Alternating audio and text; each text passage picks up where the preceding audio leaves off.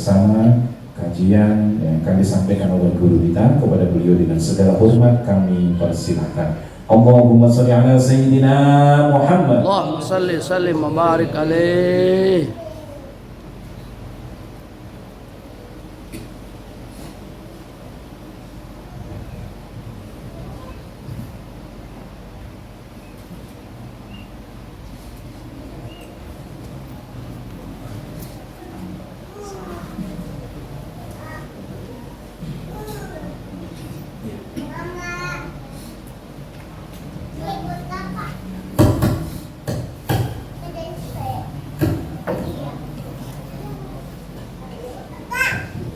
Assalamualaikum warahmatullahi wabarakatuh. Bismillahirrahmanirrahim. Alhamdulillahirabbil alamin. Asyhadu an la ilaha illallah wahdahu la syarika lah. Wa asyhadu anna sayyidina Muhammadan abduhu wa rasuluhu la nabiyya ba'dah. Allahumma shalli ala sayyidina Muhammadin al-fatih lima ughliqa wal khatim lima sabaqa nasril haqqi bil haqqi wal hadi ila siratikal mustaqim. وعلى آله حق قدره ومقداره العظيم. سبحانك لا علم لنا إلا ما علمتنا إنك أنت العليم الحكيم. ربنا افتح بيننا وبين قومنا بالحق وأنت خير الفاتحين. اللهم نور قلوبنا بنور هدايتك كما نورت الأرض بنور شمسك أبدا برحمتك يا أرحم الراحمين. اللهم ارزقنا فهم النبيين وحفظ المرسلين وإلهام الملائكة المقربين رب زدنا علما نافعا وارزقنا فهما.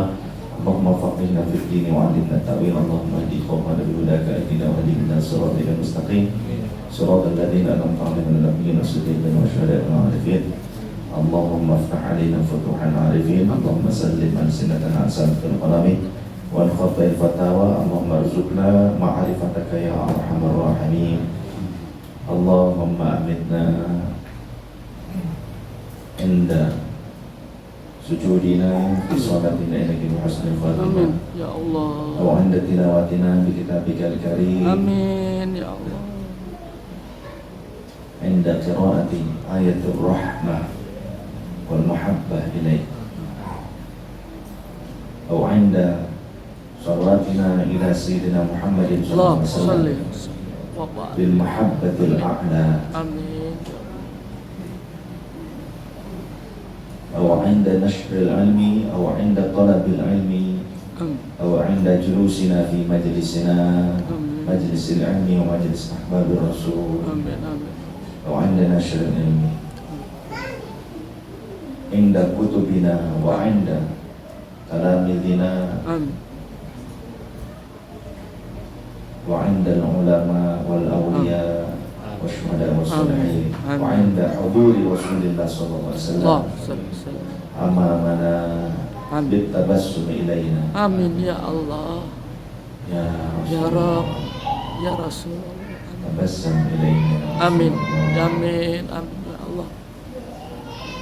اللهم بحق محمد اللهم صل وسلم وبارك عليه. أرنا وجه سيدنا محمد. اللهم صل وسلم وبارك عليه. اللهم بحق محمد. اللهم صل وسلم وبارك عليه. اللهم صل وسلم وبارك. أرنا سيدنا محمد. اللهم صل وسلم وبارك. حالا ومآلا.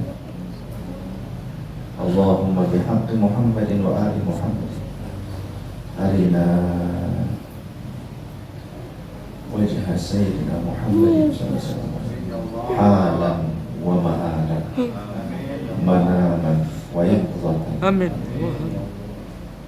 يا رسول الله. آمين يا رسول الله. إذن لنا أن ننظر وجهك يا رسول الله. آمين يا الله يا رحمن. وارزقنا حسن النظر فيك وحسن النظر إلى وجه نبيك محمد. اللهم صل وسلم وبارك عليه. فتنا حضرة الحبيب سيدنا محمد صلى الله عليه وسلم وعلى آله وصحبه وذريته الكرام.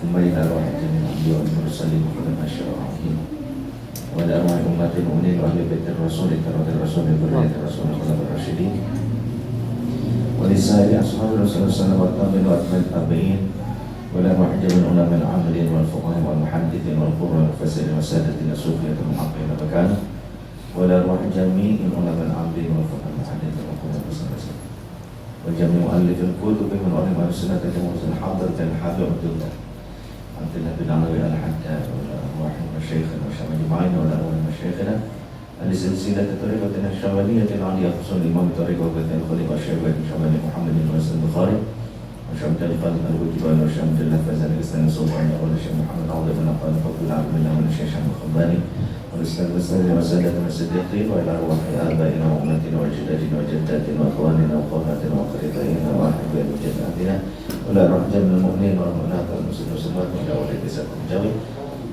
وإلى جميع أزواجنا وأولادنا وأهلنا وأهل بيتنا وتلاميذنا ومريدنا وجماعتنا وأحبابنا ومن نصر دعوة ولجميع جماعتنا أهل مجلس أحباب الرسول لهم الفاتحة.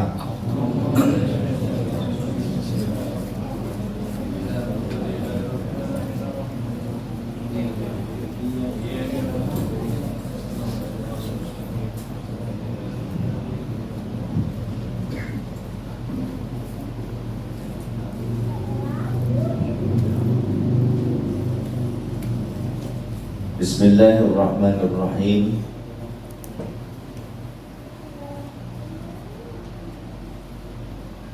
Qala Allah Ta'ala fil Qur'anil Azim, a'udzu billahi minasyaitonir rajim. Bismillahirrahmanirrahim. Wa min waraihim barzakhun ila yaumi yub'atsun. Wallahu wa rasuluhu a'lam bi muradi wa ma'na. Dalam surah Al-Mu'minun ayat 100 Allah berfirman, dan di hadapan mereka ada dinding sampai hari mereka dibangkitkan. Ada dinding, ada pembatas, yaitu disebutkan dengan istilah barzakh. Fa idza matal 'abdul muslimu, jika seorang hamba yang muslim meninggal, wa tahaqqaqa mautuhu, dan sudah terbukti benar meninggalnya secara pasti, fayambaghi, maka selayaknya apa al-akhdhu fi tajhizihi, selayaknya bagi kita melakukan pengurusan jenazah, atau istilahnya tajhiz mayyit. Pengurusan jenazah itu istilahnya tajhiz mayyit. Tadi kalau barzakh artinya dinding pembatas. Sedangkan kalau pengurusan jenazah istilahnya tajhiz mayyit. Dari mulai memandikan, mengkafani, mensolati, kemudian menguburkannya, itu tajhiz mayyit. Itu fardu kifayah hukumnya.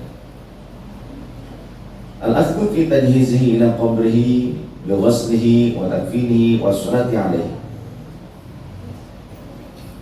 sampai ke menguburkannya, mulai dari memandikannya, mengkafaninya, dan menyolatkannya, baru menguburkannya. Jangan dulu dikubur kalau kira-kira belum mati, ya. Karena seringkali orang tergesa-gesa karena ingin mengikuti hadis Rasul, percepat, jika ada yang telah meninggal percepat kubur. Di dalam suatu keterangan justru dianjurkan untuk mendiamkannya dalam 8 sa'ah. Ini juga disampaikan oleh Habib Lutfi kepada saya. 8 sa'ah kira-kira ya 8 jam. Ditunggu dulu. Karena ada kalanya orang itu mati suri. Seperti bude saya.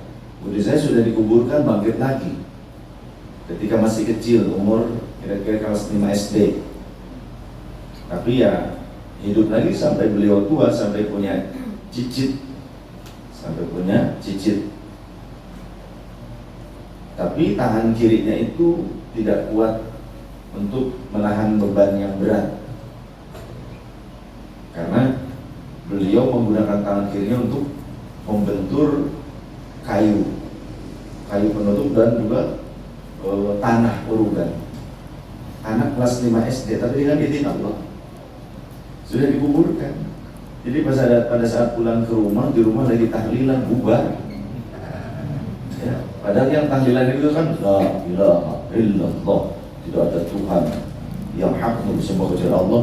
Tidak ada yang paling dahsyat, yang paling agung, yang paling mulia, yang paling ditakuti kecuali Allah. Tapi ada anak kecil bangkit dari kubur, bubar, takut ternyata. Nah, jadi zikirnya itu tidak sampai meresap ke dalam kolbu. Makanya pentingnya berthariqah itu supaya anteng, supaya benar-benar terpatri, menancap ke dalam kolbu, karena dijadikan kebiasaan.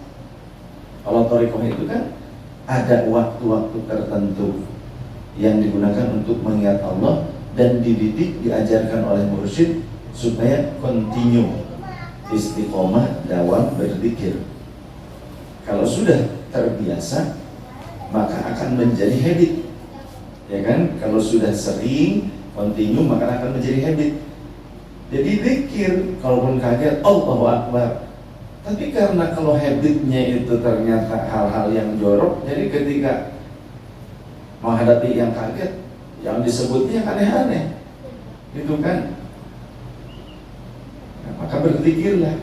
Pada saat senang berzikir, kalaupun ada ceblongan di jalan gitu kan, Allahu Akbar, astagfirullah, kan begitu kan? Ketika jatuh barang-barang yang sedang kita pegang gitu kan, Allahu Akbar, innalillahi wa inna ilaihi raji'un. Tapi kalau ternyata kita seringnya ghaflah, terlebih banyak perempuan ternyata ya. Nah, itu yang disebutkan itu sudah segala macam itu, kancing baju lah, apalah gitu kan. Nggak ngerti sendirilah. Paham ya? Paham ya? Kebiasaannya kan begitu. Mungkin yang dipikirkannya juga itu juga kayaknya. Ya. Kalau zikirnya kan menyebut asma Allah, Allah, Allah, Allah, Allah, Allah, itu kan. Pada saat kayak itu Allah. Tapi kalau pada saat kaget yang disebutnya, yang diucapkannya itu hal-hal yang aneh-aneh itu, berarti yang biasa dipikirkannya itu banyak. Diingat setiap saat, karena suaminya sering bekerja sampai 20 jam di pabrik. Jadi istrinya jandai, jarang dia balik.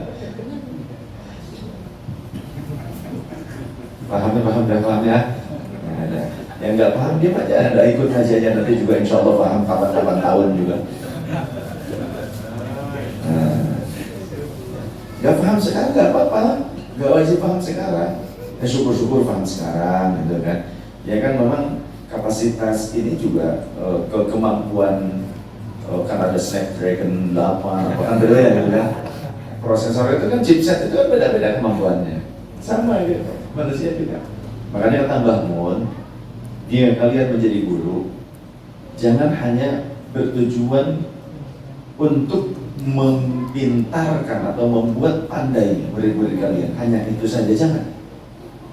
Karena jika kalian hanya ingin membuat anak-anak didik kalian menjadi pandai, mungkin Google itu lebih pintar dibandingnya.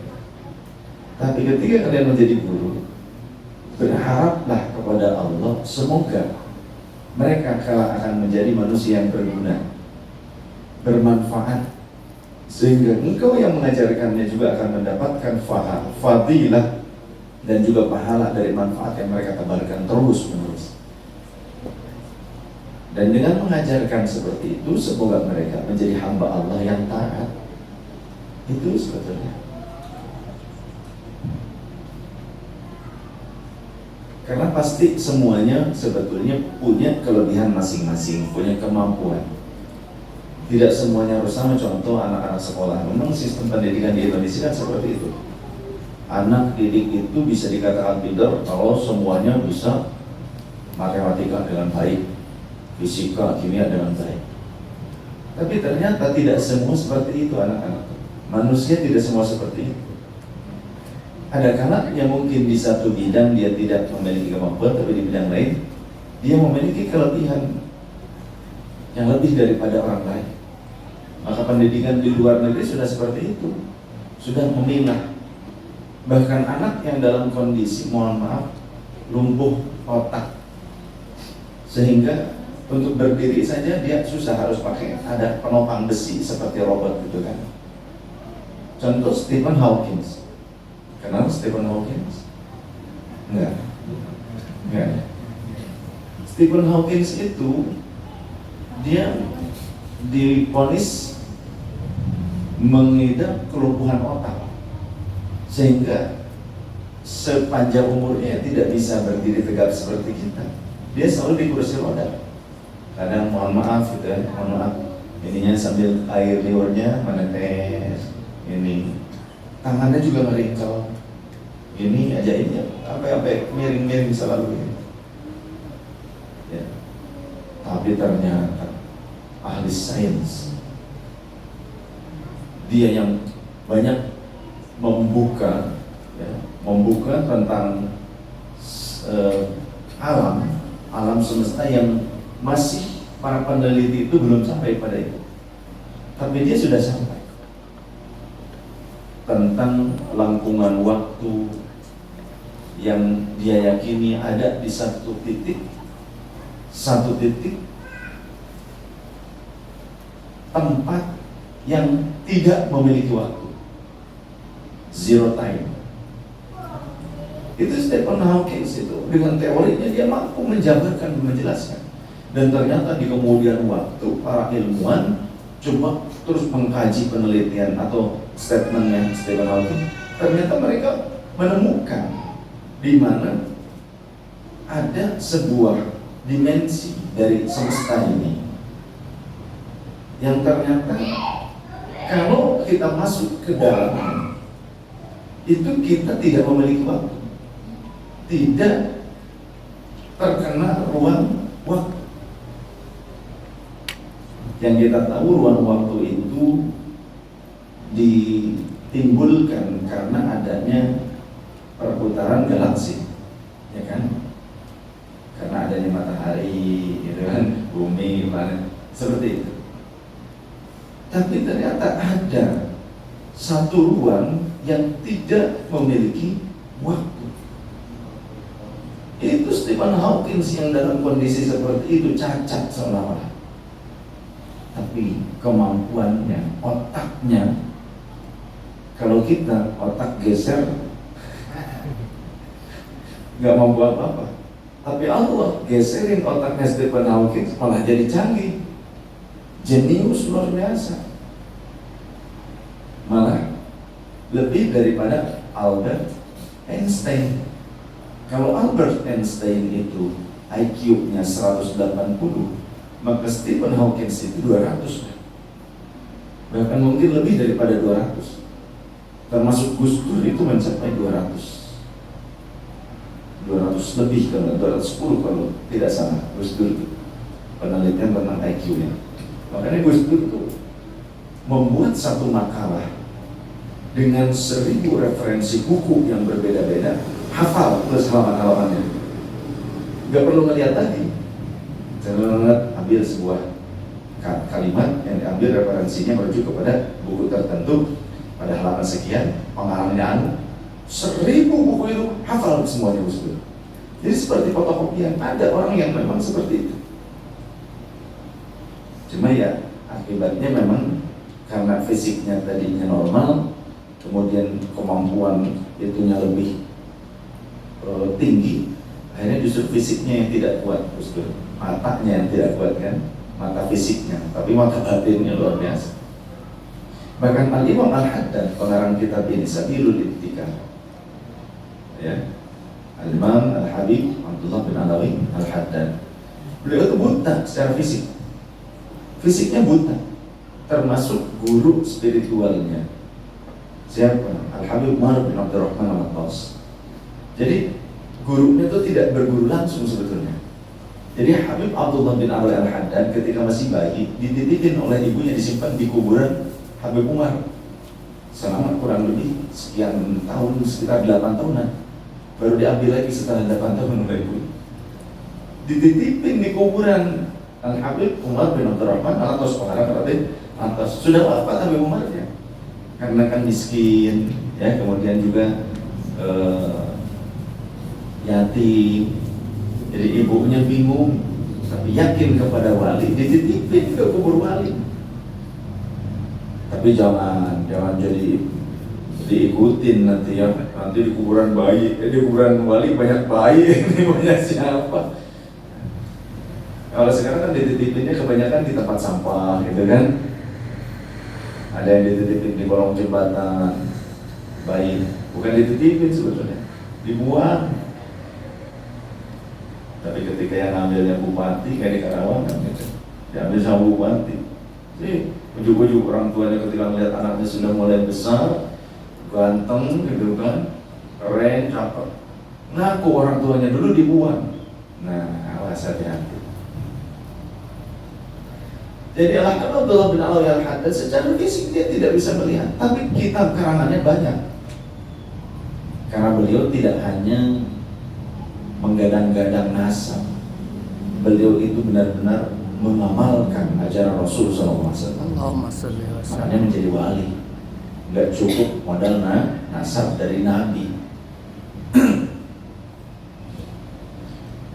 Beliau secara kasat matanya itu lahiriahnya tidak melihat, tapi kitab karangannya banyak. Sampai-sampai murid-muridnya jamaahnya itu bertanya, saking bingungnya, ya imamana, ya sayyidana, mohon maaf kami bertanya karena kebingungan kami dan ketakjuban kami.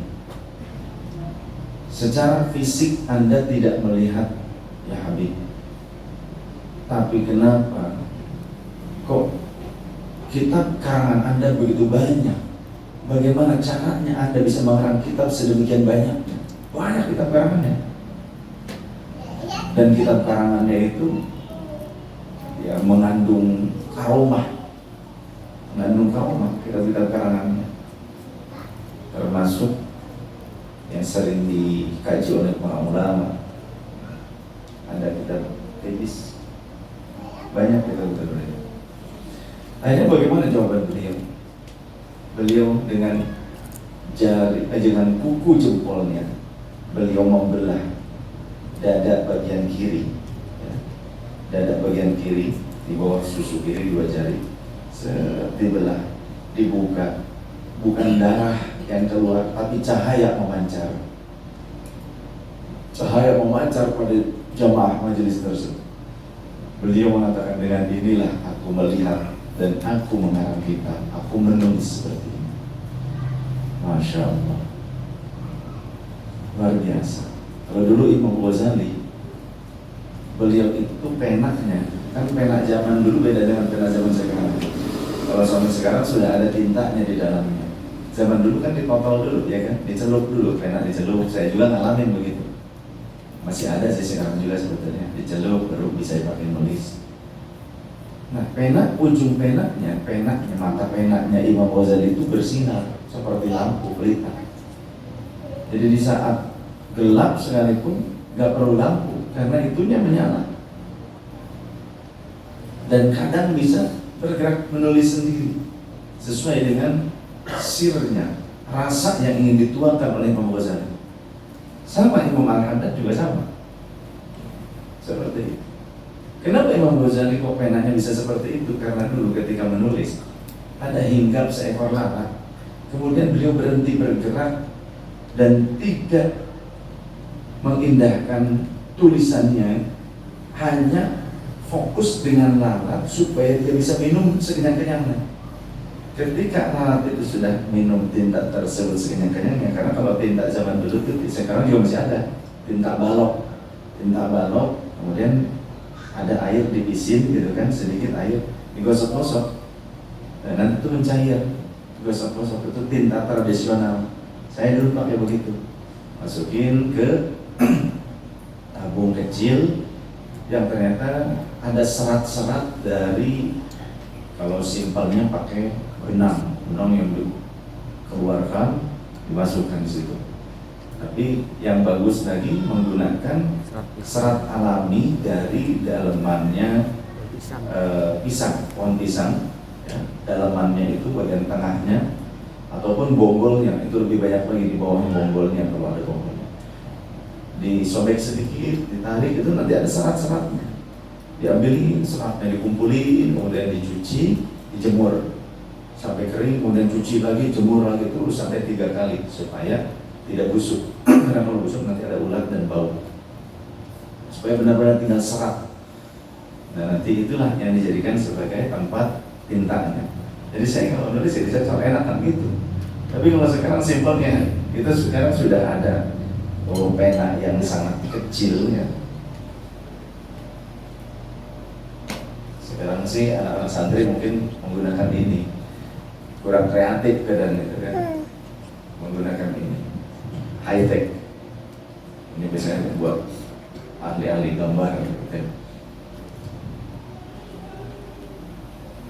Ternyata itulah yang membuat Allah ridho kepada Imam Ghazali dan memberikan karamah. Karena apa? Peduli kepada makhluknya Allah. Padahal lalat, cuma seekor mana? Bukan kucing. Oke lah, kita kalau baik ke kucing gitu kan, karena kita juga senang. Tapi ini lalat. Manfaatnya apa lalat? Ya, kucing masih mending bisa jaga rumah kita dari ular, dari tikus. Lalat itu yang dibiarkan hingga di ujung penanya untuk meminum air tinta tersebut, sehingga ketika sudah kenyang dia terbang. Di situ Allah ridho, Allah tunjukkan keriduannya bukan hanya di akhirat tapi di dunia pun ditunjukkan. Jadi sebetulnya karomah itu bukan untuk gaya-gayaan.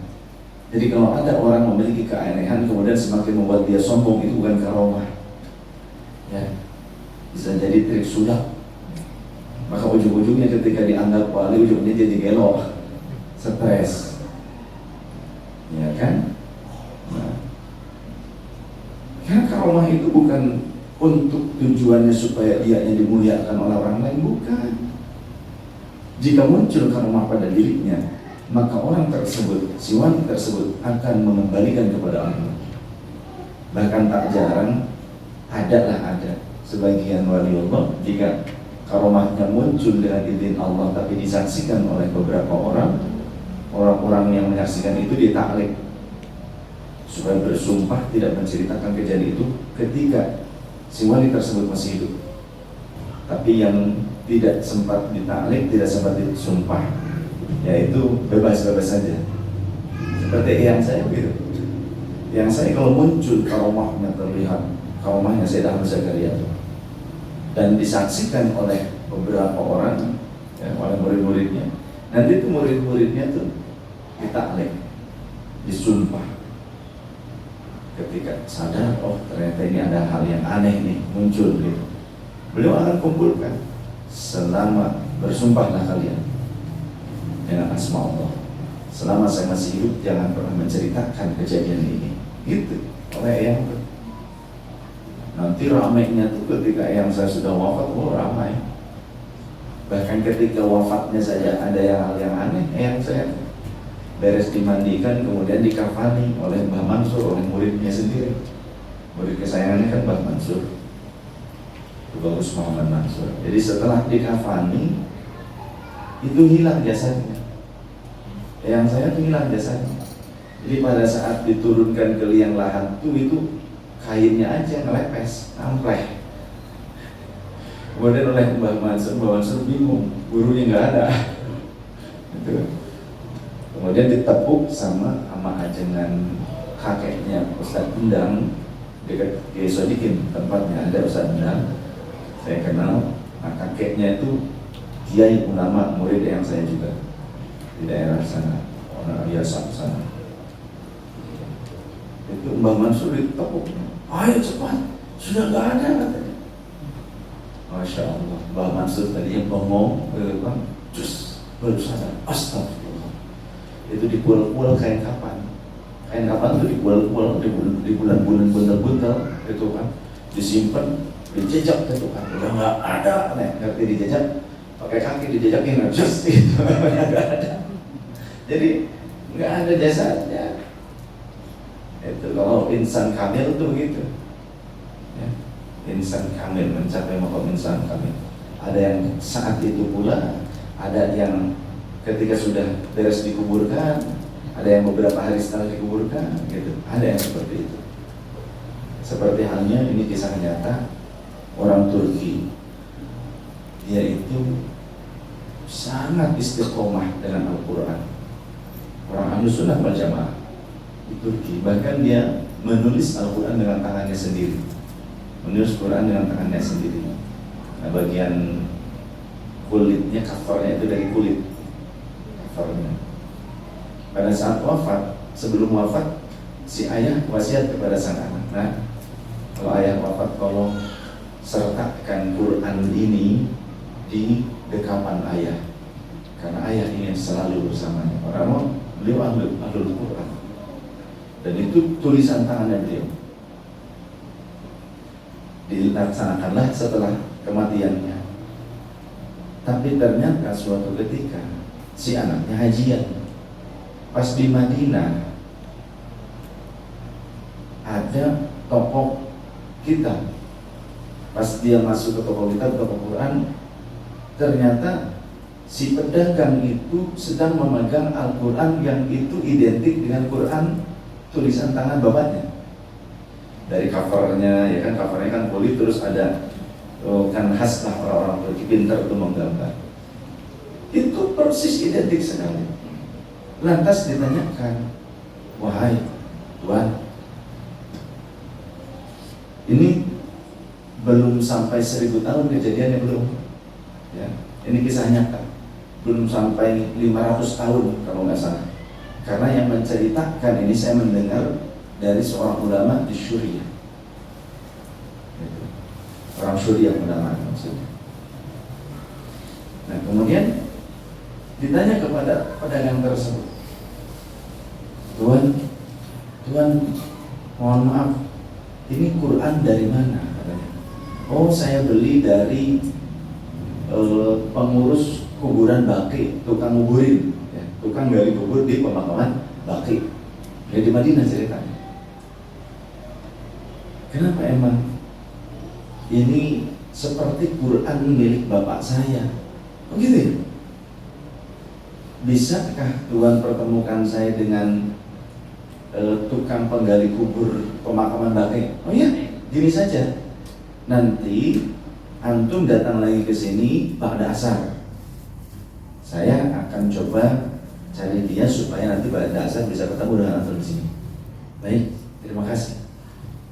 Nah, kemudian pas pada asar, karena sudah janjian, ternyata betul ada ketemu. Lalu ditanya, wahai Tuan, Pak penggali kubur, apakah benar Quran ini didapatkan, dibeli dari Anda? Oh iya, betul. Terus Anda dapatnya dari mana? Katanya. Oh, saya kebetulan pas mau menguburkan seorang satu jenazah, ternyata kan kalau di sana itu ditumpuk ya. Biasanya kalau sudah setahun dilihat, kalau ternyata masih utuh ditutup lagi. Nanti setahun kemudian dilihat lagi, kalau ternyata masih utuh ditutup lagi.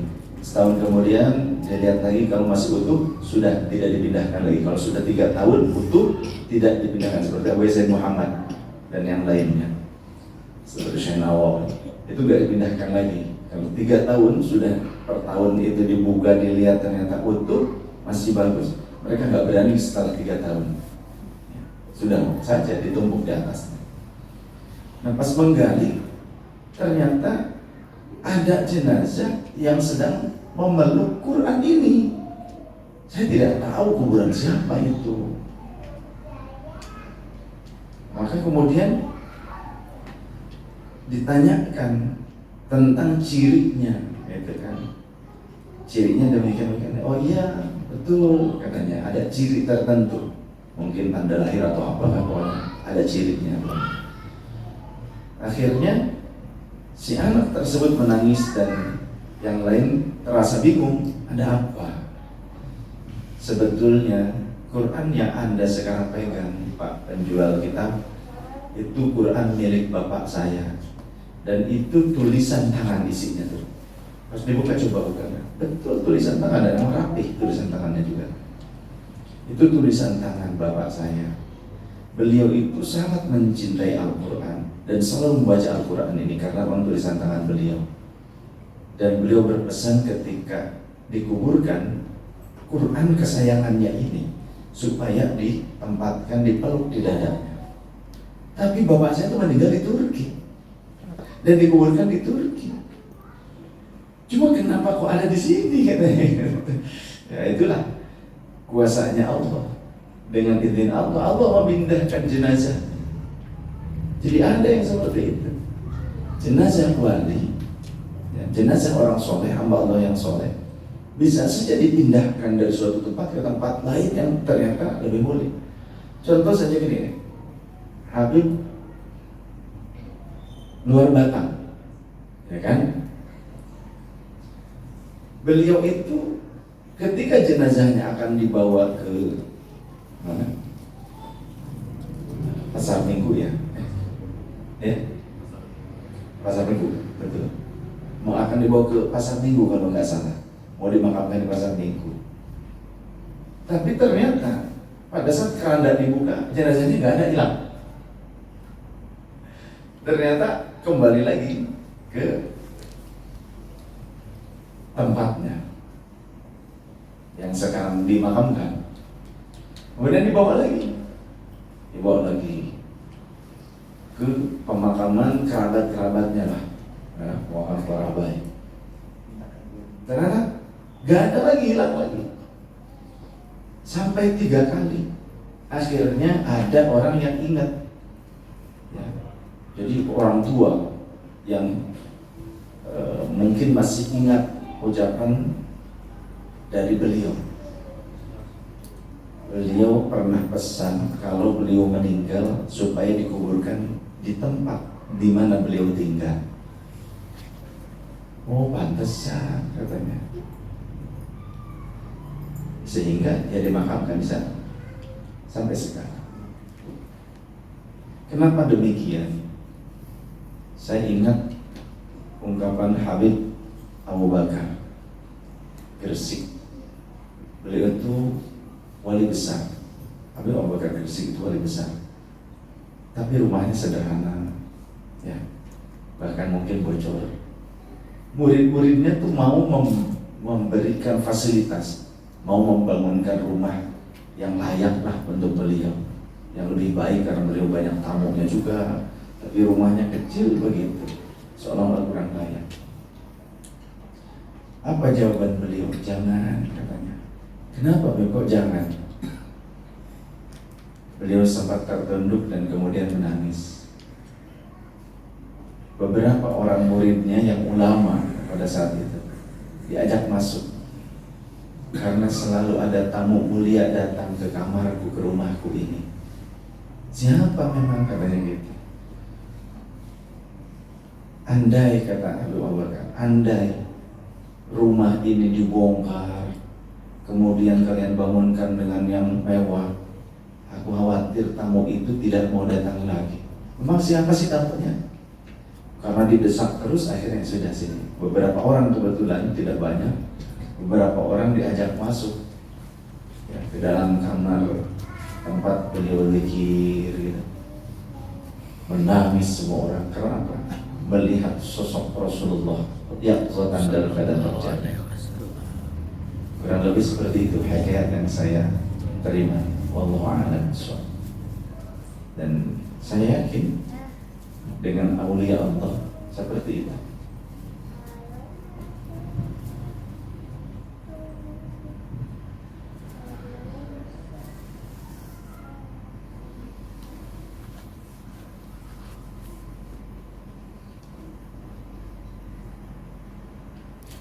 Makanya yang saya juga bukan cuma di Bandung, makbarohnya ternyata ada yang di Bogor, ya, ada yang di Sukabumi, gitu. Ada juga yang di arah seberang. Yang setahu saya sekitar ada 4, ada sekitar 4. Tapi ya hanya Allah yang tahu di mana tempatnya, lokasinya. Yang jelas kalau keluarga tahunya yang di Bandung. Tapi muhibbinnya yang lain menyatakan di Bogor, muhibbinnya yang lain menyatakan di Sukabumi, gitu.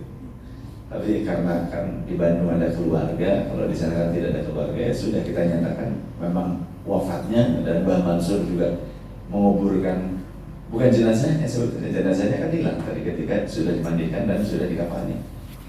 Jadi kafannya di situ.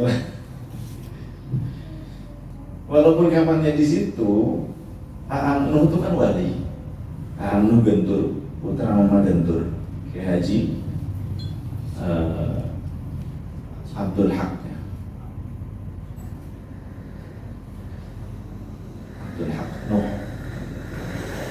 Anu itu pernah ngaji ke kuburan Eyang. Jadi bawa kitab di depan kuburan Eyang melogat. Saya kemudian bilang, "Ama, ini gimana maksudnya?"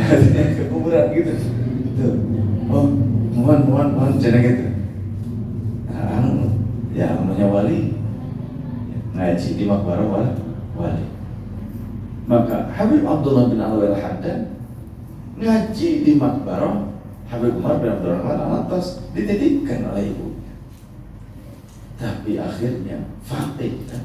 Ya bukan cuma di situ, beliau juga punya guru-guru yang lainnya.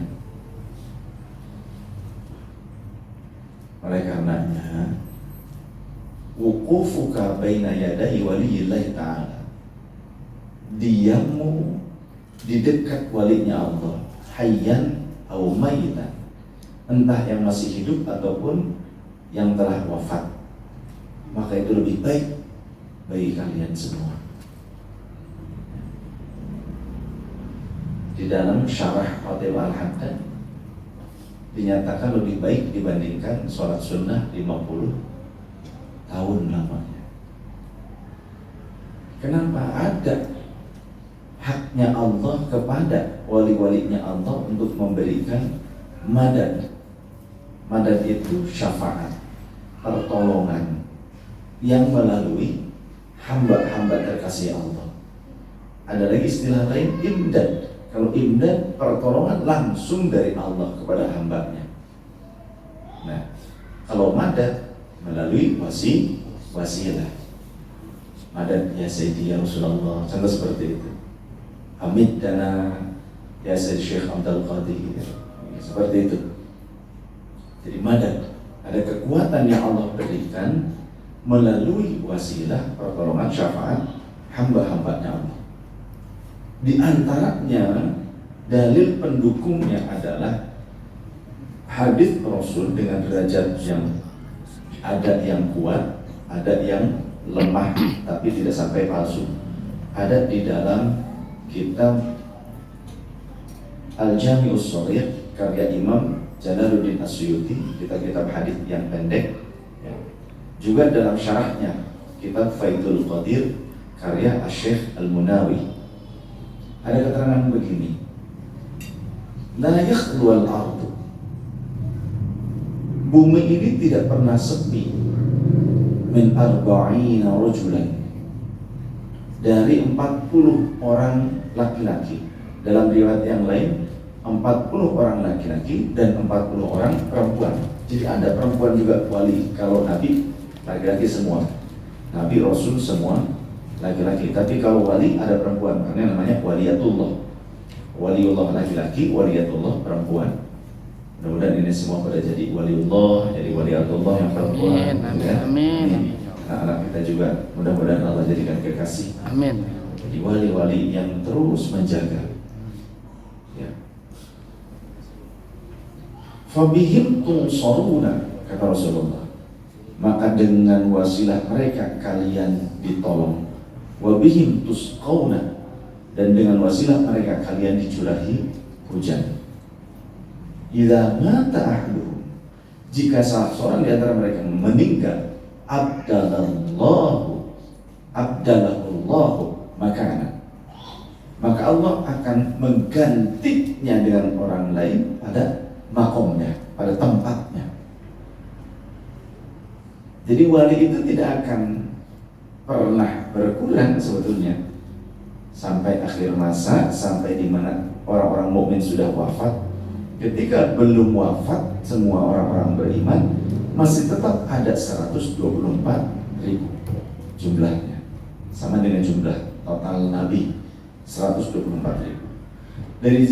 Dari setiap zaman wali itu ada 124.000, tapi makomnya berbeda-beda. Ya, klannya itu beda-beda. Ya, wali itu ada klan kutub, gitu kan? Ada makomnya macam-macam. Itu Autad, Abdal,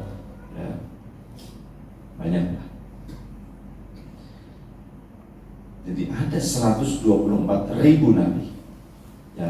Mohon maaf, ya, nabi plus rasul berarti totalnya itu 124.000. Dari 124.000 kemudian disaring lagi yang menjadi rasul 313. Kemudian dari yang itu kemudian ada yang dicantumkan namanya di Quran, makanya para ulama sampai mewajibkan kita hafal nama-namanya, itu 25 nabi dan rasul. Ya nabi ya rasul. Kemudian dari situ juga disaring lagi menjadi ulul azmi. Ada berapa orang? 5. Dari ulul azmi disaring lagi yang lebih utama sebagai Sayyidul Anbiya'i wal Mursalin, yakni Sayyidina Muhammad sallallahu alaihi wasallam. Begitu pula para wali. Dari 124.000 itu ada kelompok yang derajatnya lebih tinggi dibandingkan yang lain. Jumlahnya berapa banyak? Nanti ada lagi kelompok yang lebih tinggi lagi, jumlahnya berapa banyak, gitu kan? Sampai terus ada 5 wali dari 4 wilayah bumi yang berbeda. Kemudian di antara mereka juga ada yang diangkat menjadi Sultanul Auliya pada masanya. Dan kalau Sultanul Auliya wafat, biasanya itu ada vakum waktu sekitar 25 sampai 50 tahun. Jadi tidak ada wali Sultanul Auliya, rajanya para wali, ya. Kadang itu penggodokan seolah-olah. Antara sekitar 20 tahunan ya, 20 tahunan sampai bisa 50 tahun. Ya, kurang lebih seperti itu. Jadi mungkin sudah lahir tapi menunggu waktu untuk diangkat, menggodok, mengasah dulu. Allah langsung mengajari calon Sultanul Auliya tersebut, sebagaimana juga Rasulullah diajarkan langsung oleh Allah, Adabani Rabbi fa ahsana ta'dibi. Allah mendidikku dengan sebaik-baik pendidikan. Dan nanti yang terakhir Sultanul Auliya adalah Sayyidina Mahdi. Sayyidina Mahdi Ais. Bukan Nabi, bukan Rasul, tapi Sultanul Auliya Sayyidina Mahdi itu keturunan Nabi Muhammad. Pada masanya beliau akan muncul.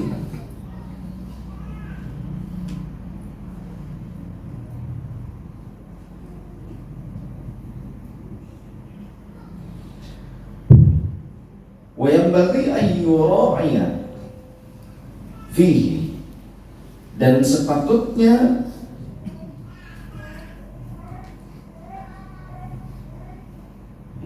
wa yanbaghi an yura'iya fihi dzalika al-ittiba'u wal akhdhu bima warada fi sunnati nabawiyyah, dan sepatutnya di dalam mengurus jenazah tersebut kita bisa mengikuti ittiba, mengikuti dan mengambil atau menggunakan cara-cara yang berlaku dari Rasul Shallallahu Alaihi Wasallam dalam pelaksanaan itu, termasuk mentalkin mayat, termasuk juga mengucapkan la ilaha illallah, ya, mengiringi jenazah dengan mengucapkan la ilaha illallah atau bismillahi wa ala millati rasulillah. Itu juga ajaran Rasulullah. Jangan dikira apa itu bid'ah, kan orang Wahabi nggak mau. Sambil kita mengusung jenazah, mengiring jenazah la ilaha illallah, gitu kan, ramai-ramai. Orang Wahabi bilang bid'ah katanya. Bid'ah itu karena belum ketemu. Pas sudah ketemu, iya ya hadisnya sahih, tapi kok jadi bingung aku, gitu orang Wahabi. Wayang bagian penting ayyu alama bimautihi, diberitahukan tentang kematiannya, ahlahu kepada keluarganya, wa aqaribahu dan kepada kerabat-kerabatnya, diberitakan kepada mereka, wa jiranahu dan kepada tetangga-tangganya, wa ashabu dan pada sahabat-sahabatnya, wa ahlul khairi dan pada ahli-ahli kebaikan, kepada orang-orang saleh dan orang-orang yang soleh, ahlus sholah, liyad'u lahu, supaya mereka mendoakan bagi si mayat tersebut, wa yatarhamu, dan mengasihi, berbelas kasih kepadanya, alaihi, kepada si mayat tersebut, wa yushhidu as-salata ala janazatihi, dan menghadiri persaksian dalam menyolati jenazahnya si mayat. Wa yustahabbu, dan disunahkan liman balaghahu mautu akhihi muslimi, dan disunahkan bagi siapa saja yang telah sampai berita kepadanya tentang kematian saudara muslimnya, ayyaqula ba'dal istirja'i, agar mengucapkan setelah istirja'. Istirja' itu ungkapan inna lillahi wa inna ilaihi raji'un. Coba ucapkan yang benar.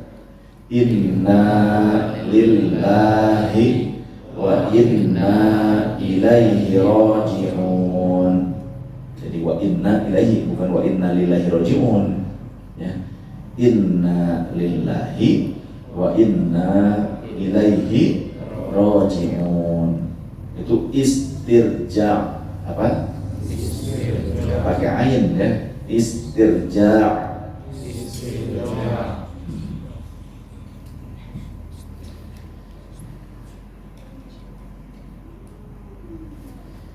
Selain istirja, kita disunnahkan membaca doa. Allahumma ja'al kitabahu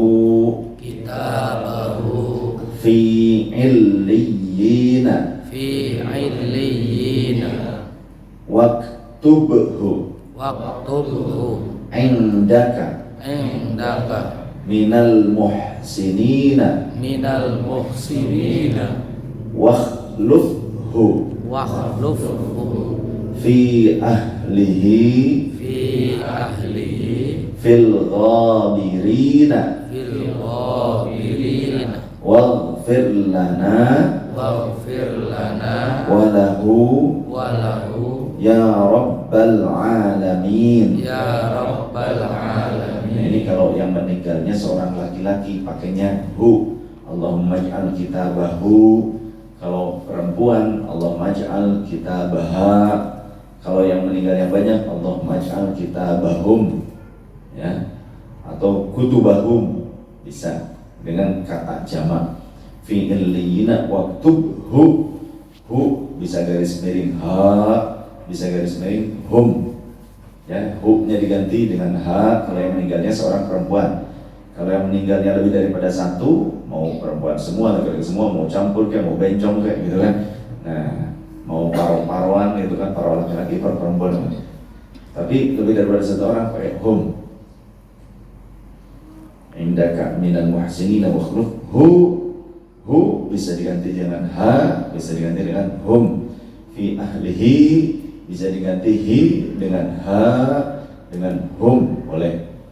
Fil ghabirina waghfir lana walahu, atau walha, atau walahum. Rabbal alamin, ya rabbal alamin. Allahumma ya Allah, ij'al, jadikanlah oleh engkau kitabahu, kitab catatan amalnya, fi illiyina, berada di surga illiyin. Waktubuhu, dan catatkanlah baginya, indaka, di sisimu, minal muhsinina,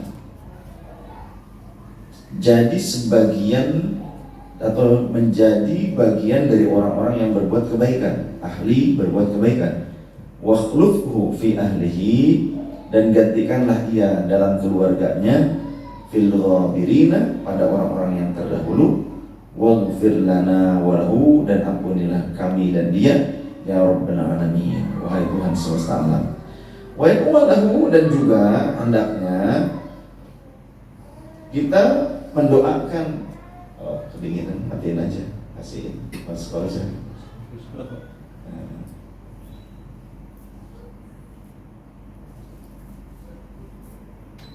Nah, ini berarti terbukti semuanya hatinya sedang dingin, sedang sujud.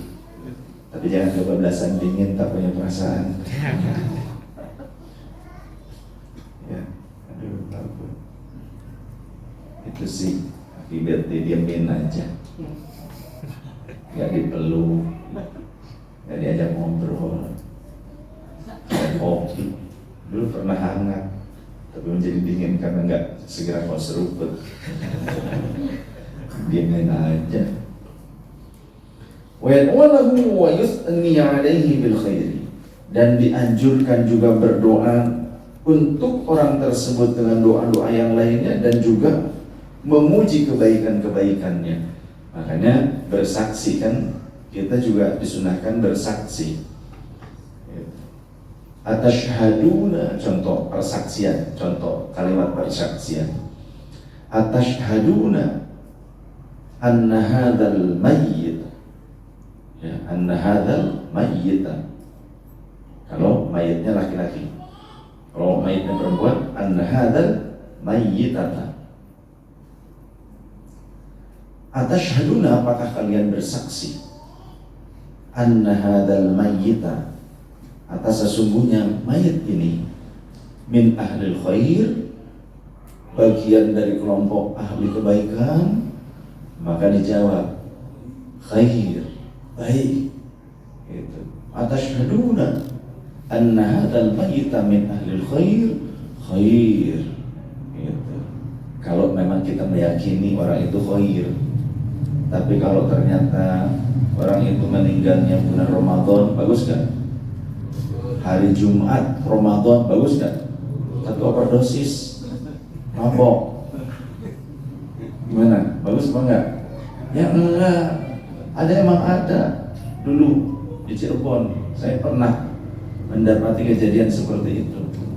Bukan orang pesantren, bukan. Ya. Jadi pas Ramadan hari Jumat mati overdosis. Dia orang yang senang mengkonsumsi narkoba. Aduh, kira-kira perlu nggak dipersaksikan seperti ini? Nggak perlulah, sudah serahkan kepada Allah ya. Tapi ya tetap dimandikan, dikafani ya. Jika dia dalam hidupnya mengaku sebagai seorang muslim dan diketahui muslim, tapi muslim asi, muslim berdosa, fasik, ya tetap disolati dan tetap dikuburkan, jangan disimpan di dalam gentong. Faqad qala alaihi salatu wassalam, sungguh telah bersabda baginda Rasul sallallahu alaihi wasallam, "Udhkuru mahasina mautakum," kata Rasul, sebutkanlah oleh kalian semua kebaikan orang-orang yang wafat di antara kalian. Sebutkanlah oleh kalian kebaikan orang-orang yang wafat di antara kalian. Jadi kalau ada orang wafat di antara kita memiliki kebaikan, sebutkan kebaikannya saja. Wa kuffu an masawihim, dan tahanlah lidah kalian dari menggunjing keburukannya. Karena apa? Wa qala alaihi salam, Rasul juga bersabda, wa qala alaihi salatu wassalam, Rasulullah juga bersabda, antum syuhada'ullahi fil ardi, kalian semua adalah saksi-saksinya Allah yang ada di muka bumi. Faman athnaitum alaihi khairan kana kadzalika,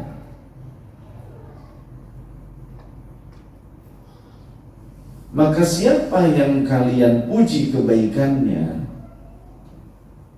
niscaya ungkapan kebaikan yang kalian pujikan itu demikian adanya akan menjadi ketetapan baginya.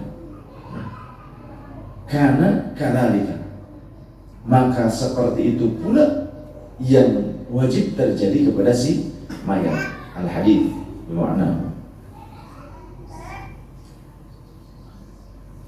wala yanbaghi al-ifratu fi at-tana'i wal mujazafati,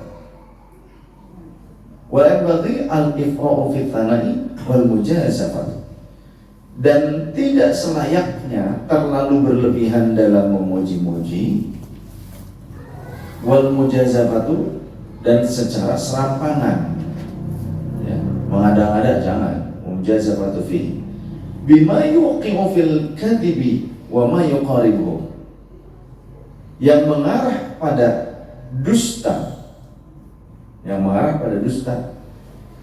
dan pujian yang mendekati pada dusta. Kecuali kalau memang nyata, kalau memang benar ya sampaikan. Ya, kalau dusta ya jangan. Sebagai apa sih? Selain manfaatnya untuk si mayat, juga manfaatnya untuk kita orang-orang yang masih hidup sebagai ibrah, pelajaran, motivasi, supaya kita menjadi orang-orang yang baik agar kelak kematian kita seperti orang soleh tersebut. Begitu maksudnya. Kita dianjurkan menceritakan kebaikan-kebaikan orang-orang soleh. Kita dianjurkan menceritakan hal-hal yang baik dari orang-orang tersebut. Tujuannya supaya menjadi ibrah, menjadi pelajaran bagi kita dan juga menjadi motivasi. Thumma innal barzakha manzilun bainad dunya wal akhirati. Kemudian alam barzakh itu merupakan tempat tinggal yang berada di antara dunia dan akhirat. Jadi barzakh itu alam antara dunia dan akhirat, atau bisa dikategorikan sebagai awwalu manzilin minal akhirati, alam yang pertama dari tahapan akhirat. Jadi kematian itu sebetulnya sedang memasuki gerbang akhirat. Karena dulu juga Nabi Allah Idris pernah didatangi oleh malaikat. Malaikat minta izin kepada Allah karena kagum dengan makhluk Allah yang bernama Nabi Idris. Ya Allah, izinkan kami untuk datang menjumpai Idris. Untuk apa? Enggak, kami pengen silaturahim aja, berkunjung, karena kami kagum dengan hamba-Mu itu yang mana Engkau mencintainya. Padahal dia manusia, sedangkan kami malaikat. Tapi Engkau begitu memuliakannya melebihi kami ya Allah. Engkau begitu menyanjungnya melebihi kami ya Allah, kata para malaikat. Ya wis, rapopo kata Allah, gitu kan? Silahkan, mangga, datang bertamu menyerupai manusia ke Nabi Idris. Tapi pada saat disuguhi, diterima di rumah, disuguhi nggak dimakan. Nabi Idris tidur, itu tamunya nggak tidur, gitu kan? Nabi Idris sholat, tamunya nggak sholat, dia aja. Akhirnya bingung sebut. Terus sebelum makan nggak makan kan? Pas tidur nggak tidur. Sebenarnya kalian itu siapa sih kok? Disuguhin makanan, saya makan, lapar, kalian nggak makan. Saya tidur ngantuk lelah, kalian nggak tidur dan terus segar. Siapa kalian sesungguhnya, kata Nabi Idris? Inni rasulullah ilaika, sesungguhnya kami utusan Allah kepada engkau, atau kami adalah malaikatnya Allah. Inni malakum. Inna nahnu min malakin. Kami ini malaikat. Nah, terus ngapain di sini? Kami cuma ingin berkunjung. Kami minta izin kepada Allah supaya bisa berkunjung kepada engkau karena kami takjub. Engkau itu manusia, diciptakan tidak sesempurnanya malaikat. Tapi kok Allah begitu takjub kepada engkau. Allah begitu menyanjung engkau, mencintai engkau dibandingkan kami. Padahal kalau kami disuruh sujud oleh Allah, kami akan terus sujud. Jika kami diperintahkan oleh bertasbih dari awal perintah itu penciptaan kami sampai akhir masa, sampai kepada tasbih, kami tidak akan pernah berhenti. Tapi kan kalian itu, kamu itu Idris, tidur, ada ngobrolnya gitu kan, ada buang hajat. Tapi kok Allah begitu cinta? Oh begitu. Nah kebetulan katanya, kan kalian sudah datang kemari, tolong dong ajak aku ke surga. Wah, gak boleh. Kenapa gak boleh? Allah cinta gak kepada aku? Kata Allah gimana? Allah cinta gak, sayang gak sama aku? Allah sayang sama kamu, makanya kami datang kembali karena takjub.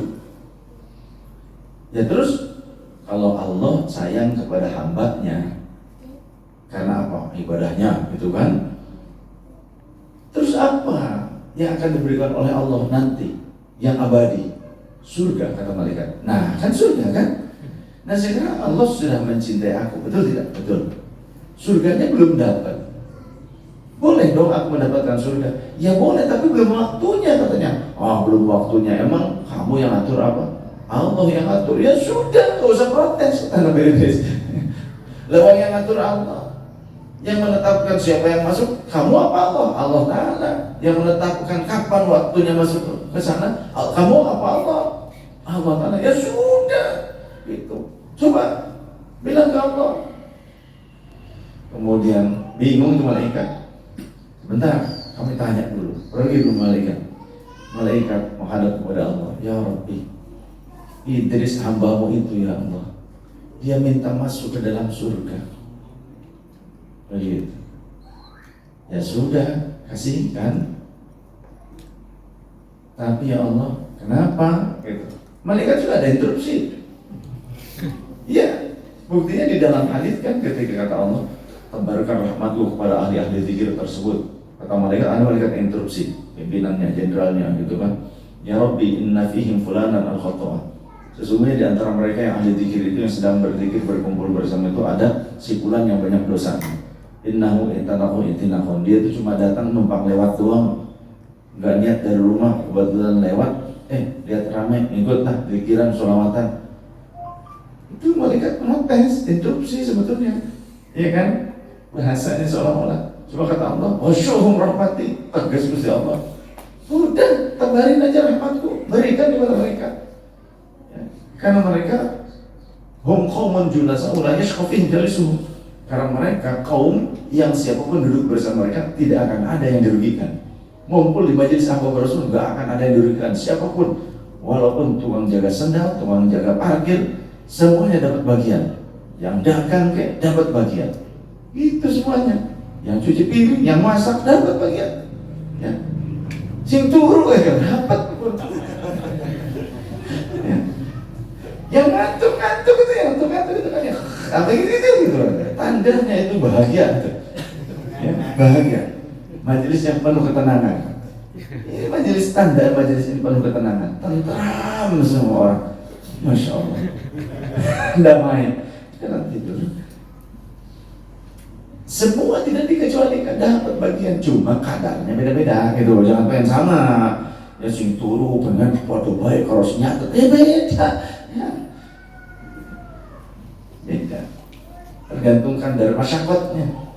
Tergantung kadar masyarakat. Dapat semuanya dapat itu, tapi kadarnya beda-beda gitu. Nah, kemudian tapi ya Allah, tapi apa lagi? Dia kan masih hidup, belum meninggal. Ya, kalau begitu bilang sama dia bahwa surga tidak bisa dimasuki, akhirat tidak bisa dimasuki oleh orang masih hidup kecuali harus mati dulu. Baik ya Allah, kami sampaikan, kata dua malaikat itu. Pergi lagi menemui malaikat Idris. Ya Idris, Allah setuju, accepting, apa tuh? Betul nggak ngomong? Accept. Nah, ngomong belibet gini nggak? Accept, yang bilang apa? Accept pada. Allah menyetujui proposalmu. Wih, gaya kan? Gitu. Makanya ini jadikan landasan oleh kiai-kiai tukang bikin proposal, gitu kan? Gusti Allah aja mau nerima proposal, masa sih? Itu pejabat nggak nerima proposal, kata gitu kan? Nah kemudian, oh ya, ayo kalau begitu, ayo cepetan, gitu. Ya kan nama Idris mungkin ya, ayo cepetan, ayo bawa, tar dulu. Tapi kamu kan masih hidup Idris. Kata Allah bahwa akhirat itu tidak bisa dimasuki kecuali oleh orang yang sudah meninggal. Kamu kan belum meninggal, jadi tunggu nanti meninggal dulu. Begitu ya? Iya. Ya kalau begitu permohonannya tambah satu deh. Apa? Aku mau meninggal dulu. Kalau begitu aku minta meninggal dulu deh. Nah ya nggak bisa katanya. Tuh nggak bisa lagi. Emang yang menetapkan umur itu kalian apa Allah? Ya Allah. Terus yang menetapkan kapan harus mati itu kalian apa Allah? Ya Allah. Ya sudah kalau begitu bilang sama Allah, minta. Gitu. Aduh, gedek nih. Akhirnya nggak bisa begitu. Yang nerima doa itu kalian apa Gusti Allah? Ya Allah. Ya sudah permintaannya sampaikan kepada Allah. Kalian cuma menyampaikan saja toh. Akhirnya malaikat sudah speechless. Pergilah, menghadaplah kepada Allah. Ya Rabbi, Idris minta mati ya Allah. Idris minta mati gitu. Ya sudah, kasih aja. Tapi kan belum waktunya. Ya sudah, waktunya aja sekarang gitu. Sudah berikan apa yang kekasihku inginkan. Datang kemudian, Idris, kemauanmu dikabulkan Allah. Ya, bukan. Kata saya juga, kata nyong ya gitu kan. Jadi nyong ya. Dudu sila katakan ya Gusti Allah. Ya. Ayo kan? Ayo cepetan. Ayo cepat nyawa. Ya bukan kami yang nyambutnya. Ya terus siapa dong katanya itu? Ya malakul maut. Ya cepat miss call kayak gitu kan. Cepat panggil malakul mautnya. Malakul maut didatangkan, dipanggil. Ya malakul maut. Ini Idris minta mati. Hah? Minta mati? Ini kan belum waktunya katanya. Tapi Allah sudah menyetujui. Maka Allah mengilhamkan kepada malaikat maut bahwa berikan apa yang kekasihku inginkan. Kemudian mulailah. Kalau begitu siap, Idris. Allah sudah menyetujui proposal. Siap. Rebahan. Pas dicabut sama malaikat maut. Aduh, katanya gitu. Kenapa katanya? Sakit sekali, pelan dong katanya. Pelan ke? Jangan begitu pelan. Ya sudah, ini tuh sebenarnya sudah pelan. Saya lakukan lebih pelan lagi ya katanya. Lebih pelan lagi. Ternyata Nabiullah Idris merasakan kesakitan yang sangat dahsyat. Walaupun pelan. Itu Nabi. Ya Allah, kita gimana? Apa yang kita siapkan? Ini kan mau gimana emang? Mau lagi main itu game meninggalnya atau mau gimana? Karena cucu saya ternyata ketika disunat tadi, ketika sambil main game dia nggak merasakan sakit. Barangkali jangan mau matinya nggak merasakan sakit, barangkali main Mobile Legend. Ya, cucu saya alhamdulillah tadi sudah di khitan tadi pagi. Ternyata pada saat tegang-tegang, handphone katanya. Ya sudahlah, rukhsah kata ibunya rukhsah. Kan biasanya nggak dikasih gitu kan. Tapi seminggu sekali doang, Sabtu. Gitu. Sekarang ya sudah, rukhsah boleh dah katanya. Gitu. Ternyata tenang. Ya. Jadi jenengan kira-kira kalau sedang di khitan, ya, main game itu mungkin nggak kerasa. Sampai-sampai kan waktu sholat juga pada nggak kerasa ya. Banyak kan yang main game terus pada saat kena oleh musuh, gitu kan. Tapi waktunya sholat nggak awan biasa. Mungkin juga ingin tenang sakaratul mautnya pas kematian tiba, barangkali pakai game, main game. Sugahan gitu, mau dicoba kan? Ya. Kalau ternyata berhasil, syukur. Kalau nggak berhasil, ya sudah lewat, tapi nggak bisa balik lagi. Nabi Idris kondisinya ketika dicabut, perlahan sekalipun, terasa sakit luar biasa. Sampai sudah keluar nyawanya, dia masih merasakan rasa sakit itu. Aduh, masih terasa oleh rohnya di awal-awal terlepas daripada jasadnya. Sakitnya makanya. Perlakuan kita kepada jenazah itu harus pelan. Perlakuan kita kepada jenazah itu juga harus dengan kelembutan. Ketika memandikan, mengkafani, ya, membolak-balikan, itu harus dengan ya pelan, dengan kasih sayang. Tarhamu. Lantas kemudian, nah kan sekarang saya sudah mati. Aduh, ini saya ini rasa sakitnya masih terasa nih. Nah kata Allah, katanya kalau masuk surga itu segala pedih ketika hidup itu sudah tidak ada. Iya, gitu kan? Segalanya akan sirna, hilang ketika sudah merasakan nikmatnya surga. Bahkan ketika haus, meminum air telaga Kausar, haus itu dahaga itu akan hilang, tidak akan pernah datang kembali. Hausnya hilang selama-lamanya. Ayo dong cepat. Ya sudah, ayo siap.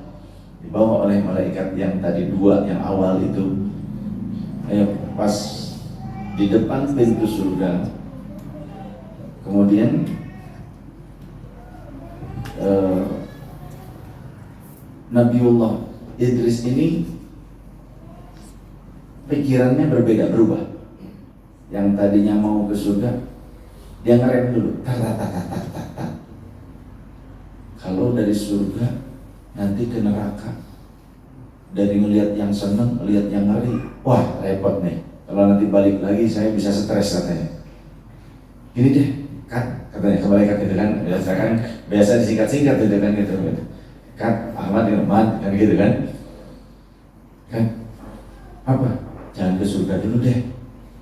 Saya minta ke neraka dulu. Kenapa emang? Ya kan kalau dari surga kemudian nanti ke neraka kunjungannya gitu. Nanti dari situ balik lagi. Wah, repot saya, bisa stres saya. Kemudian ngelihat neraka dulu, kunjungan dulu ke neraka, baru nanti kunjungan ke surga. Kan nanti yang terakhir tuh, yang terbayang tuh yang enak-enak nantinya gitu. Oke, kalau begitu. Tapi saya tidak bisa menentukan, karena kamu mintanya sebetulnya kan ke surga, bukan ke neraka. Saya tidak bisa, karena ini di luar schedule, gitu kan. Ini di luar jadwal, ini tidak masuk ke dalam jadwal. Rondonnya nggak ada. Kamu tuh gini deh, minta sama Gusti Allah. Aduh, ini sudah repot. Sebelumnya juga permintaannya dikabulkan. Kalau gitu ya sudah. Malaikat kan kaku, ya kan, harus protap. Ya, malaikat menghadap kepada Allah, ya Allah. Idris gak mau langsung masuk surga ya Rob. Dia inginnya masuk neraka dulu, kunjungannya ke neraka, baru kunjungan ke surga kan. Ya sudah, berikan apa yang kekasihku inginkan. Ya Allah begitu. Idris disetujui, ayo kita masuk. Pas di pintu neraka ada malaikat. Malaikat apa? Malik. Malaikat Malik sontak, ini ada manusia belum wayahnya kok sudah mau datang ini, mau daftar masuk neraka apa nih gitu. Siapa kalian? Kalau ini kami malaikat, kami diperintahkan Allah untuk mengantar ini hambanya Allah, namanya Idris. Ini belum saatnya, belum waktunya manusia ada yang boleh masuk kemari, belum ada, belum waktunya. Tidak boleh ada yang memasuki. Tapi Allah telah memberikan izin. Kemudian Allah memberikan ilham kepada malaikat Malik supaya menerima kunjungan tersebut, maka diperkenankan. Allah sudah memerintahkan engkau, maka silahkan masuk. Pada saat baru juga dibentuk nerakanya, baru dibuka, melihat udah ngeri luar biasa. Udah ngeri luar biasa, belum masuk ke dalam-dalamnya belum. Baru juga di pintu neraka, baru lihat sedikit lah gitu lah, jalan sedikit, waduh udah ngeri gak berani lama-lama. Nabi Allah Idris, udah ngeri, masya Allah, wah stres di situ. Akhirnya keluar, ayo cepetan ke surga. Ya lagian kamu tadi minta kunjungan ke neraka dulu, udah disetujui sama Gusti Allah ke surga yang enak-enak, malah minta neraka. Ya bukan gitu kan, gitu kan. Bukan gitu kan, karena aku ingin melihat yang ngeri dulu, kemudian melihat yang nikmat. Nah, sudahlah, ayo cepat aja kita ke surga aja. Buru-buru, pas di depan pintu surga ketemu dengan malaikat Ridwan. Malaikat Ridwan juga menahan dulu. Ini siapa?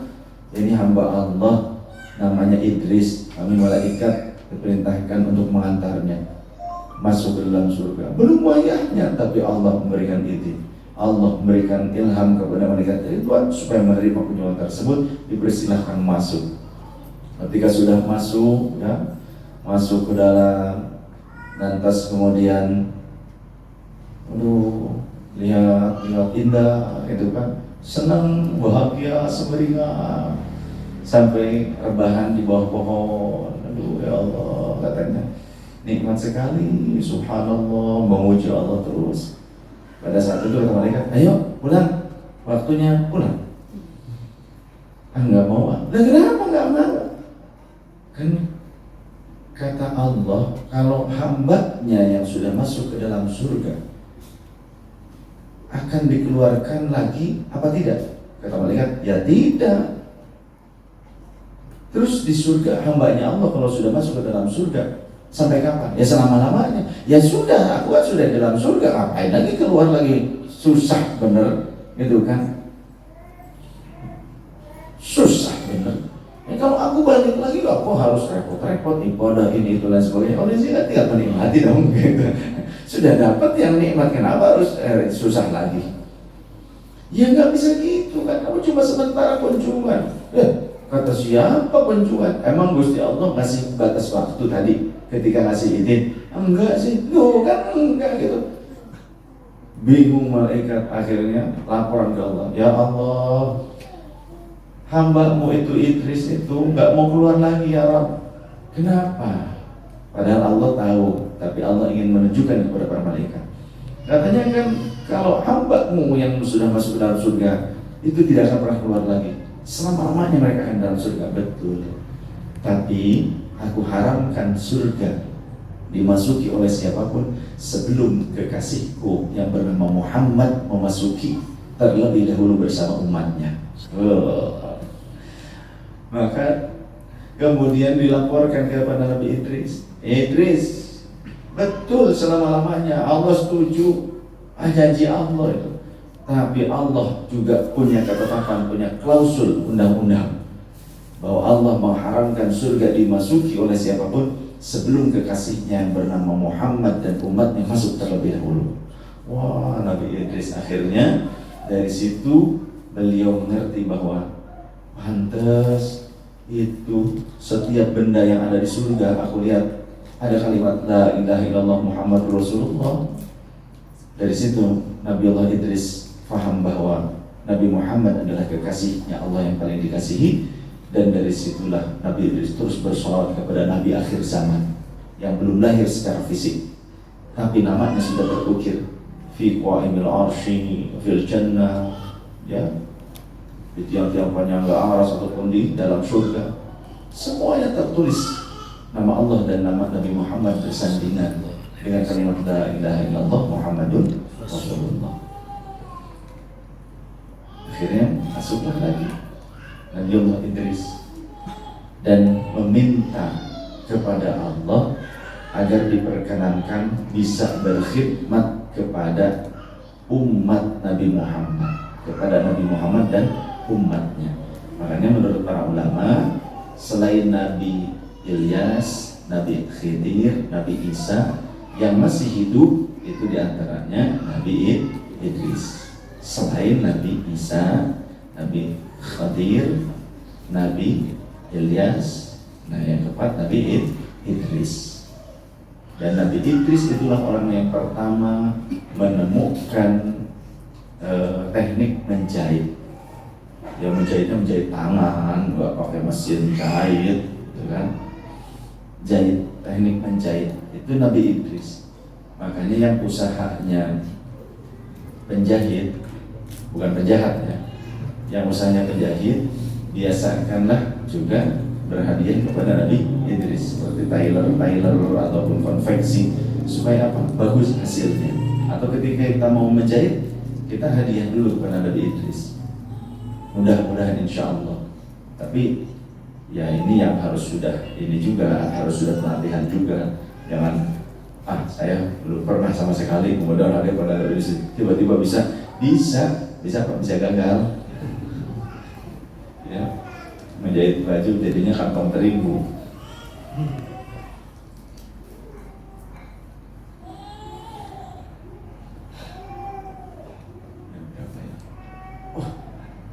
3. Nah, saya nggak baca memang. Jam 11. Jam 11. Itu dia. Ya. Maksudnya kok mati digituin aja. Beliin aja bilang. Baterainya nih. Tadi di sana bawa AC banyak apa kata saya. Didiemin aja kok betah gitu ya gitu. Akhirnya langsung dibersihkan walaupun belum bersih banget. Ternyata sarang laba-laba dan segala macamnya. Oh, di sini ternyata teman-teman Ahbab Rasul Cikarang itu senang mengingu bahasa Indonesia apa? Memelihara laba-laba ya. Tarantula di sini. Allahu a'lam bishawab. Mudah-mudahan bermanfaat. Amin, amin. Masih banyak yang perlu kita bahas, kita kaji.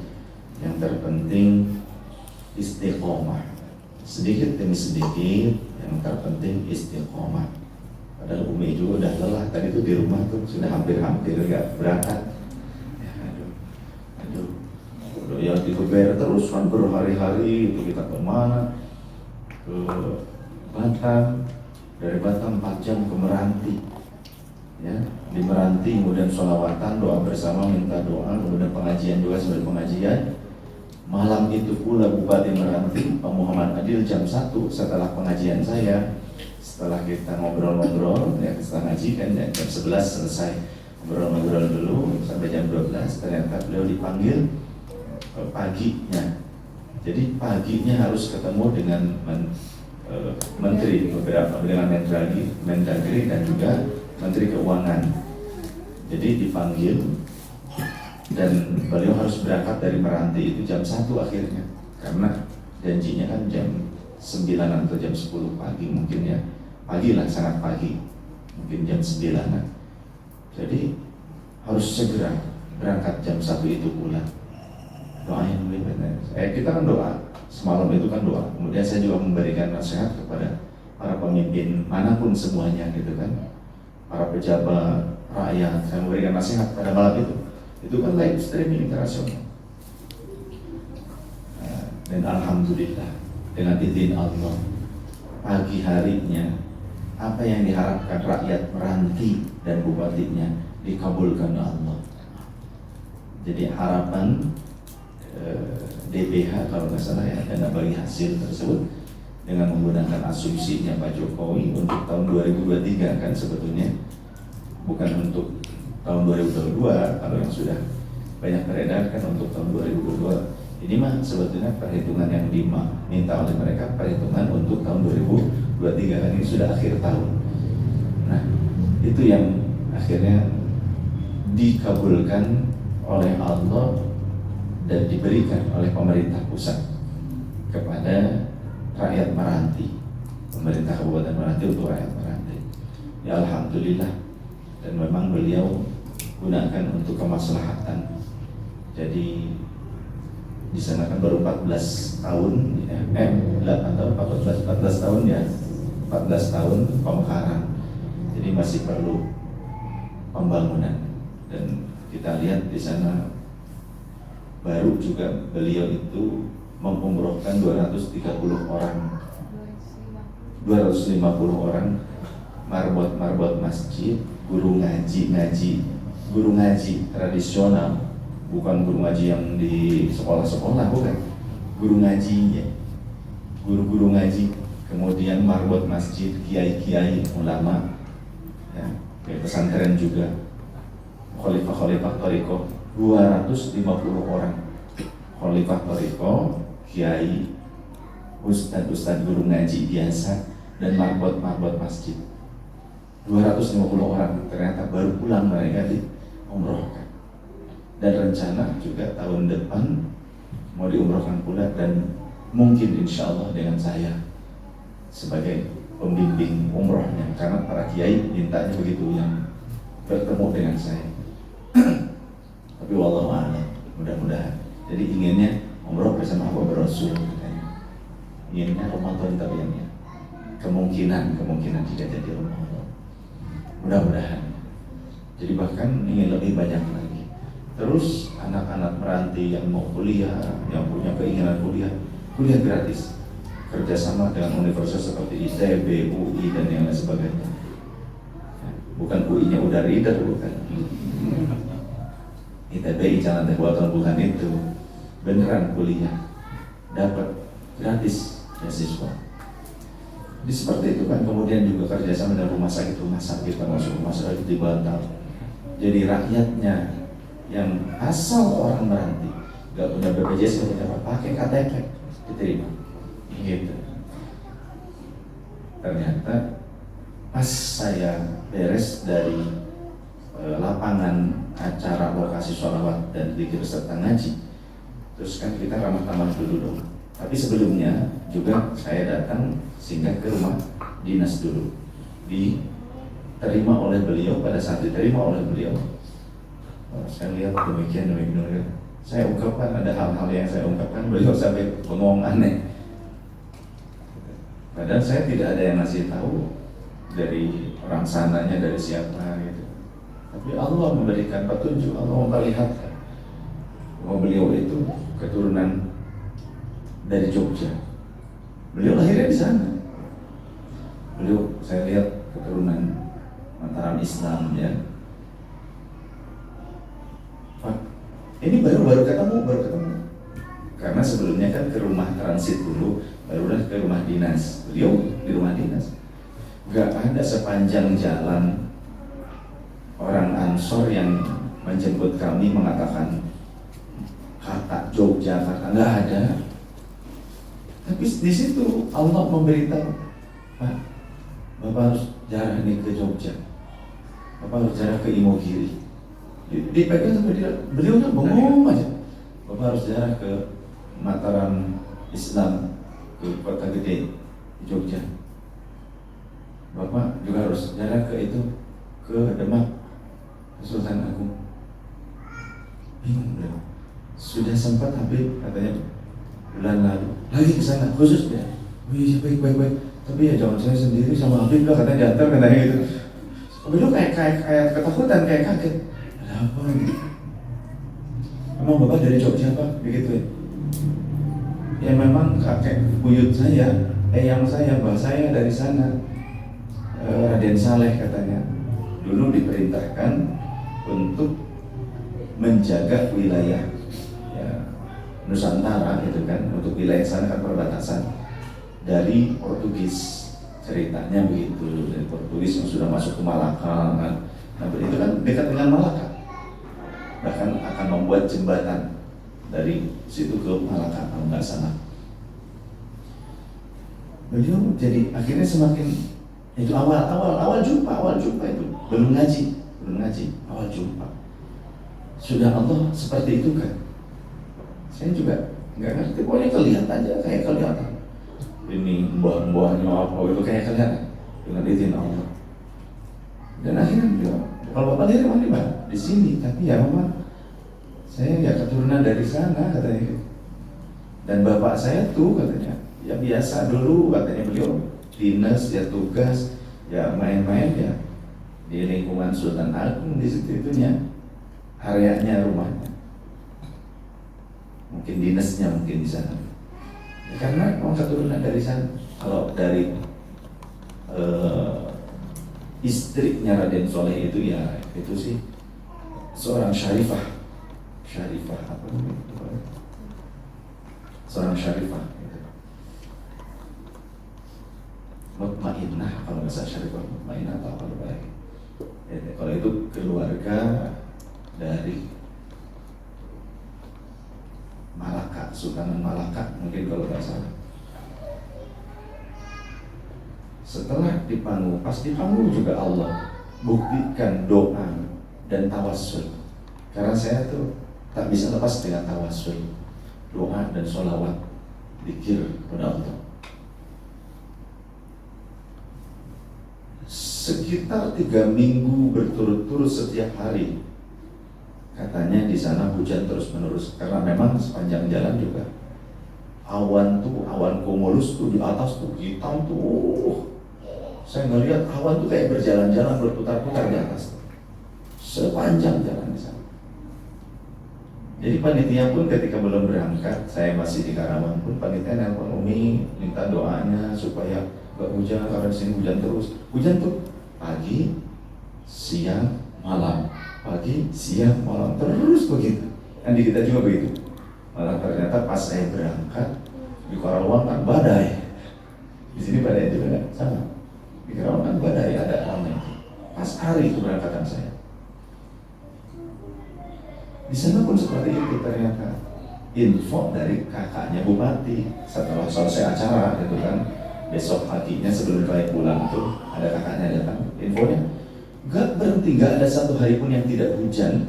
Hujannya sama pagi, siang, malam, pagi, siang, malam, pagi, siang. Terus itu lebih dari 3 minggu ini tiap hari gak pernah tanpa hujan seperti itu. Hujannya besar-besar terus. Memang sih saya lihat terus awan cumulus banyak banget. Dan pada saat pengajian, pada saat ngaji sama seperti waktu Gus Muafid, waktu dengan Gus Muafid gitu kan, ya memang musim hujan lagi kan, itu beneran hujan gerimisnya rada lebat itu, gerimis lebat, saya turun saya tawassul. Ini saya bukan menceritakan tentang saya, bukan, tapi tentang tawassul, tentang doa harus yakin. Ya saya cuma minta gitu aja. Yang paling utama kan kepada Allah. Ya Allah, Ya Rabbi, ini hamba-Mu, mereka itu sedang ingin ngaji, sedang ingin mengagungkan Engkau, ingin bersyukur kepada Engkau. Kan itu acaranya kan syukuran hari jadi ke-14 Kabupaten Malang. Mereka ingin bersyukur dengan cara yang baik. Karena sebelumnya, bupati sebelumnya itu yang artis-artis dari Jakarta, ya artis-artis nasional, nggak ada pengajian-pengajian. Baru bupati yang sekarang ini Pak Adil ini ngaji. Kalau yang sebelumnya ya yang begitu-begitulah gitu kan. Ya, kelompok yang senangnya dengan HTI dan begitu. Nah yang sekarang NU banget. Alhamdulillah ngaji selalu dan didukung oleh khalifah-khalifah. Jadi beliau dulu juga sampai sekarang. Makanya di samping saya itu ada 7 atau 6 orang khalifah thariqah, mursyid thariqah. Pada saat hujan baru juga pas bagian saya ya mau tausiah tujuan jemaah sudah mulai berdiri di lapangan, nggak pakai tenda kayaknya.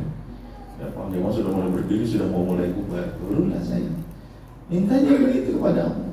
Ini tentang Allah, tentang Allah. Janji Allah, ud'uni astajib lakum, bukan tentang saya, tapi tentang Allah. Siapapun yang berdoa, bukan saya, Allah tetap berjanji.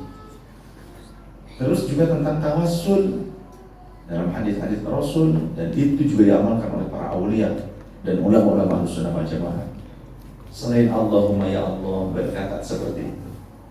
Terus ya Rasulullah, ya Rasulullah, ya Rasulullah, ini umatmu ingin bersalawat kepada Engkau, ingin menikmati cinta kepada Engkau, ingin menyampaikan dan menikmati rasa cinta kepada Engkau.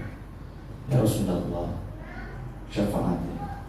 Kemudian mursyid-mursyid, ya para masyayikh, para aulia, termasuk eyang-eyang saya panggil, saya minta syafaat, minta wasilah. Ya, ini umat Rasul, saya sedang berdakwah di sini, yang mana mungkin mereka belum terlalu familiar dengan Ahlus Sunnah atau gimana. Mungkin secara amaliyah mungkin Ahlus Sunnah, tapi kan belum paham betul. Yang saya dakwahkan adalah kuasanya Allah dan juga syafaatnya Rasulullah. Bantu, amit dana, madad, tolong geserkan awan-awan dari atas kepala kami saat ini. Bahasanya saya gitu doang. Itu yang saya lakukan juga ketika di Cikarang di sini, pas dengan Gus Muafid. Dan Gus Muafid kan belum waktu itu, giliran Gus Muafid yang tahu siang lagi. Ya. Aduh, kasihan ini. Masa belum tahu siang udah bubar. Yang kasihan kan Mas Fauzan itu, yang ternyata diancam sama pawang hujan beberapa hari sebelumnya. Ya, beberapa pawang hujan biasa minta fulus, kalau ada fulus, mulus kan ente punya acara, nggak ada fulus ya ente mampu saja gitu. Ya, tapi akhirnya Mas Fauzan tetap yakin dengan doa bersama.